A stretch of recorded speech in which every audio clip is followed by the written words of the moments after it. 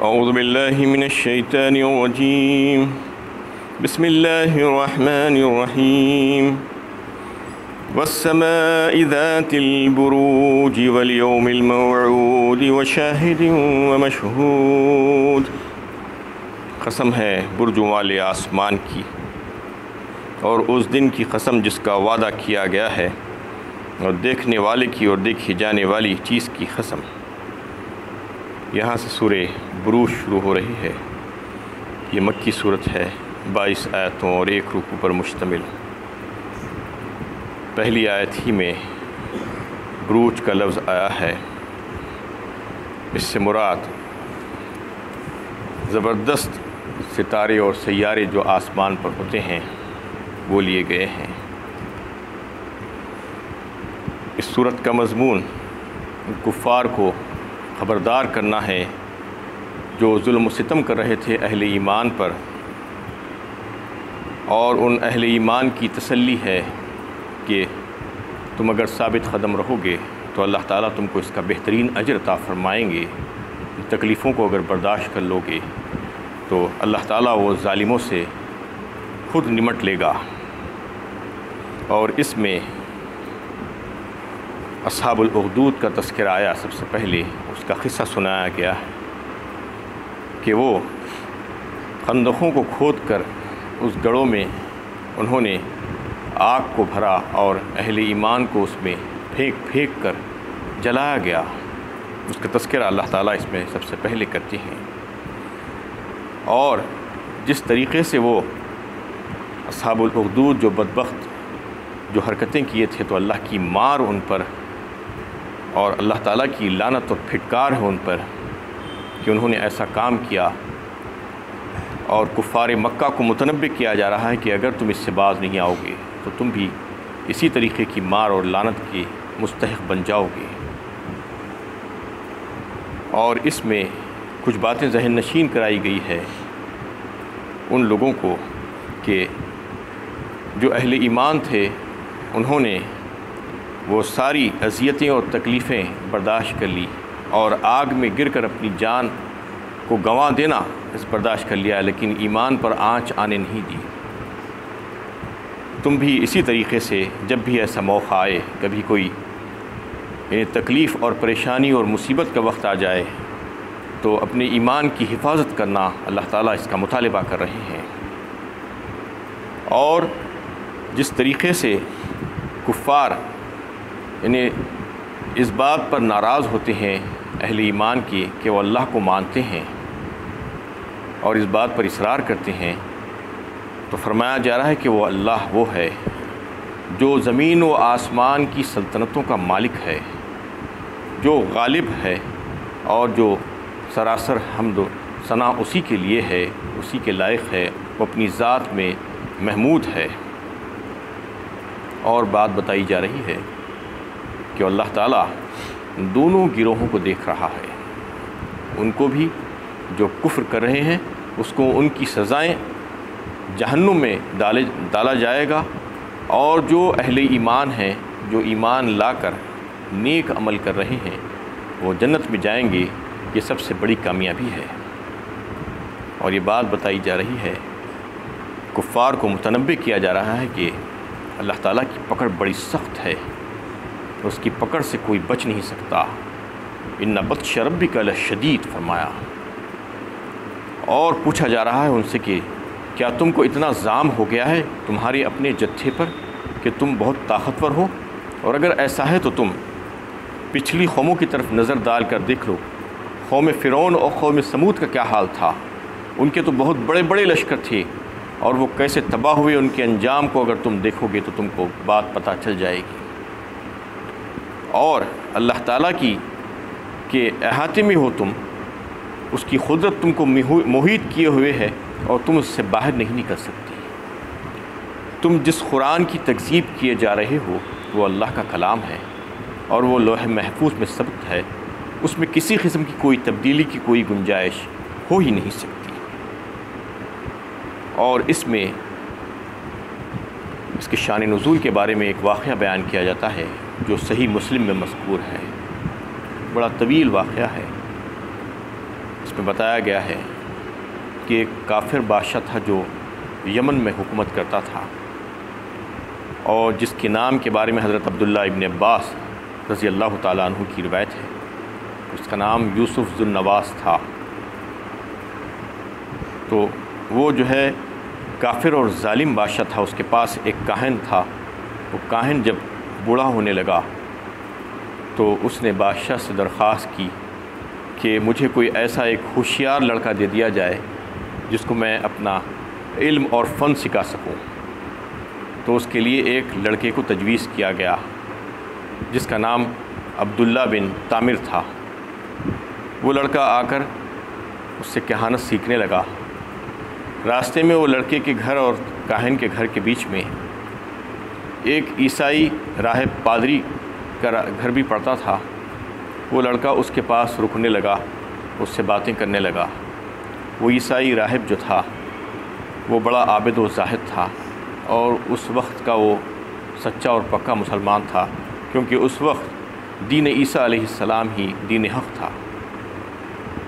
اس طریقے سے وہ لڑکا اس سے بہت متاثر ہوتا گیا، اور ایک وقت آیا کہ وہ خفیہ طور پر اسلام لایا، مسلمان ہو گیا، اور اللہ تعالیٰ نے اس کو اسلام کی ایسی برکت عطا فرمائی اور ایسی تقویت عطا فرمائی کہ وہ ساری اذیتوں اور تکلیفوں کو برداشت کر لیتا تھا، کہ جب وہ راہب کے پاس بیٹھتا جاتے آتے اور اسے تاخیر ہو جاتی کاہن کے پاس جانے میں، تو کاہن اس کو مارتا کہ دیر سے کیوں آیا، اور پھر واپسی میں پھر وہ راہب کے پاس آ کر بیٹھتا، تو گھر کو جانے میں دیر ہوتی تو گھر والے اس کو مارتے۔ اس طریقے سے وہ ساری تکلیفوں کو برداشت کر لیتا تھا کہ اللہ تعالیٰ نے اس کو ایسی تقویت بخشی تھی ایمان میں، اور اس کو اس کی وجہ سے کرامت اس کے اوپر جو ہے ظاہر فرمائی اللہ تعالیٰ نے۔ ایک وقت یہ ہوا کہ وہ جا رہا تھا کہ راستے میں ایک شیر آ گیا اور لوگوں کو، خلق خدا کو پریشان کرنے لگا۔ تو اس وقت اس نے اپنے ہاتھ میں ایک پتھر کو اٹھایا اور اللہ تعالیٰ سے دعا کی کہ اے اللہ، اگر یہ عیسائی راہب کا دین سچا ہے تو یہ جانور کو اس پتھر سے ہلاک کر دیجیے، اور اگر وہ کاہن سچا ہے تو اس کو نہ ماریے۔ اس لیے کہہ کر اس نے پتھر مارا تو وہ شیر ہلاک ہو گیا۔ اس وقت سارے مجمع میں یہ چمگوئیاں ہونے لگی کہ عجیب و غریب علم رکھتا ہے یہ لڑکا۔ تو ایک نابینا شخص تھا وہاں پر، تو اس نے آ کر کہا کہ تو میرے لیے دعا کر دے۔ تو اس لڑکے نے کہا کہ دعا کروں گا اپنے اللہ سے، لیکن یہ شرط پر کہ تم مسلمان ہو جاؤ۔ تو اس نے وعدہ کیا کہ میں مسلمان ہو جاؤں گا اگر میری آنکھیں واپس آ جائیں گی۔ اس لڑکے نے اس کے لیے دعا کی اور وہ نابینا اچھا ہو گیا۔ تو پھر وہ نابینا اسلام لے کر آیا۔ یہ خبریں بادشاہ کے پاس جب پہنچنے لگی تو وہ ظالم بادشاہ ان تینوں کو بلوا بھیجا گرفتار کر کے، وہ عیسائی راہب کو بھی، اور وہ شخص کو جو نابینا تھا جس کی آنکھیں درست ہو گئی تھی، اور اس لڑکے کو، اور وہ عیسائی راہب اور وہ نابینا شخص کو اس نے قتل کروا دیا، اور اس لڑکے کو کے لیے سزائے تجویز کی کہ لوگوں کو دیا اور کہا کہ اس کو لے جا کر پہاڑ کے اوپر سے نیچے گرا ڈالو۔ جب لوگ گئے تو پہاڑ کے اوپر سے وہ خود گر گئے اور یہ لڑکا صحیح و سلامت واپس آ گیا۔ تو پھر بادشاہ نے کہا کہ اس کو سمندر میں لے جا کر ڈبا ڈالو۔ لوگ اس کو لے کر گئے تو لڑکا پھر سے واپس آیا۔ وہ سارے کے سارے جو اس کو ڈبانے کے لیے گئے تھے وہ سب سمندر میں غرق ہو گئے۔ اس وقت اس لڑکے نے خود یہ بات تجویز کی بادشاہ کو کہ اگر تم مجھ کو مارنا چاہتے ہو تو بسم اللہ کہہ کر تیر میرے اوپر مارو، میں مر جاؤں گا۔ انہوں نے ایسا ہی کیا، اور وہ تیر جب مارا تو لڑکے کا انتقال ہو گیا۔ اس وقت مجمع میں سارے لوگ یہ نعرہ بلند کرنے لگے کہ ہم اس لڑکے کے رب پر ایمان لاتے ہیں۔ بادشاہ پریشان ہو گیا اور وہ لوگوں سے مشورہ کرنے لگا اپنے اہل دربار سے کہ کیا کیا جائے، کہ اس لڑکے کی وجہ سے تو یہ سارا تماشا ہو گیا اور اب سب کے سب مسلمان ہو گئے۔ تو انہوں نے خندقیں کھدوائی اور اس میں آگ کو بھرا، اور بھر کر یہ اشتہار دیا اور اعلان کروا دیا کہ جو کوئی بھی بچنا چاہتا ہے اس آگ سے تو وہ ایمان سے نکل جائے۔ یہ اس نے اعلان کیا۔ تو اس میں جو ہے وہ ساری باتوں کا تذکرہ آیا ہے کہ کس طریقے سے وہ بدبخت ان اہل ایمان کو جلا رہے تھے، والسماء ذات البروج والیوم الموعود وشاہد ومشہود۔ کیسے اللہ تعالیٰ غضبناک ہوئے، غضب الہی نازل ہوا، اللہ تعالیٰ قسم کھا کر اس میں اظہار فرما رہے ہیں۔ 3 چیزوں کی قسم کھائی گئی ہے اس میں۔ سب سے پہلے برجوں والے آسمان کی قسم، والیوم الموعود، اور پھر اس دن کی قسم جس کا وعدہ کیا گیا ہے، وشاہد ومشہود، اور دیکھنے والے اور دیکھے جانے والے کی قسم، حاضر ہونے والے اور جس دن لوگ حاضر ہوتے ہیں اس کی قسم۔ حدیث میں مرفوع حدیث ہے جو ترمذی شریف کی، اس میں بتایا گیا ہے کہ یوم الموعود سے مراد قیامت کا دن جس کا وعدہ کیا جاتا ہے، اور شاہد سے مراد یوم جمعہ کا دن جس دن لوگ جمع ہوتے ہیں، مشہود سے مراد یوم عرفہ 9 ذی الحجہ جس میں لوگ حج کے لیے جمع ہوتے ہیں۔ یہ تینوں اس سے مراد ہیں۔ قتل اصحاب الاخدود النار ذات الوقود، ہلاک کر دیے گئے گڑھے کھودنے والے جن میں بھڑکتے ہوئے ایندھن کی آگ تھی۔ اذ ہم علیہا قعود، جبکہ وہ اس کے کنارے اہل ایمان کے جلنے کا تماشا دیکھ رہے تھے۔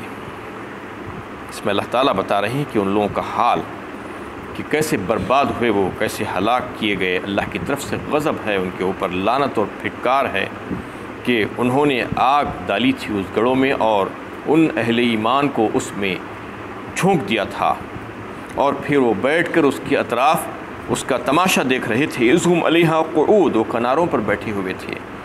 وہم علی ما یفعلون بالمؤمنین شہود، اور جو کچھ سختیاں اہل ایمان کے ساتھ کر رہے تھے اسے دیکھ رہے تھے۔ وما نقموا منہم الا ان یؤمنوا باللہ العزیز الحمید، اور ان اہل ایمان سے ان کی دشمنی صرف اس وجہ سے تھی کہ وہ اللہ تعالیٰ پر ایمان لائے تھے جو نہایت ہی زبردست قابل تعریف ہے۔ الذی لہ ملک السماوات والارض واللہ علی کل شیء شہید، جس کی فرمان روائی بلا شرکت غیر آسمانوں اور زمین کی ساری تخلیق پر ہے، اور اللہ تعالیٰ ہر شے پر نظر رکھے ہوئے ہے۔ یہ مسلمانوں سے اور اہل ایمان سے دشمنی جو کر رہے تھے، ان کی جو مخالفت کر رہے تھے اور ان کو جو جلا کر مار رہے تھے، کس وجہ سے؟ یہ صرف اس وجہ سے کہ وہ لوگ ایمان لا لیے تھے اللہ تعالیٰ پر، وہ اللہ پر جس کی طاقت سب کو گھیرے ہوئی ہے، جو زبردست اور غالب ہے، جو زمین و آسمان کی سلطنت کا مالک ہے، جو ساری حمد و ستائشوں کے لائق ہے، جو اپنے آپ میں محمود ہے، اس کی جب انہوں نے اس کے اوپر ایمان لایا تھا تو یہ لوگ اس کی مخالفت کر رہے تھے۔ اور یہ بتائی جا رہی ہے کہ اس ظالم بادشاہ نے جو آگ تیار کی تھی اور اس میں اس نے جو مسلمانوں کو جھونکا تھا، تو اس نے یہ اعلان کیا تھا کہ اگر تم آگ سے بچنا چاہتے ہو، جلنے سے بچنا چاہتے ہو، تو پھر اسلام سے دور ہو جاؤ، اسلام سے باہر نکل جاؤ۔ لیکن اللہ تعالیٰ نے ان کو ایسی استقامت بخشی تھی ایمان پر کہ ایک بھی انسان اس میں سے واپس نہیں آیا۔ سب نے اپنے آپ کو آگ میں گرا کر جلا لینا منظور کر لیا اور مر جانا منظور کیا اللہ کی راہ میں، لیکن کوئی بھی ایمان سے نہیں پھرے۔ بتایا جاتا ہے کہ صرف ایک عورت تھی جس کی گود میں بالکل چھوٹا سا ننھا بچہ تھا، وہ ذرا سا جھجک رہی تھی آگ میں گرنے کے لیے، کودنے کے لیے، تو اس بچے کو اللہ تعالیٰ نے زبان دی اور اس نے کہا کہ آپ بالکل بے دھڑک کود جائیے، اس میں آپ حق پر ہیں۔ تو اس کے بعد اس عورت بھی وہ آگ میں کود گئی۔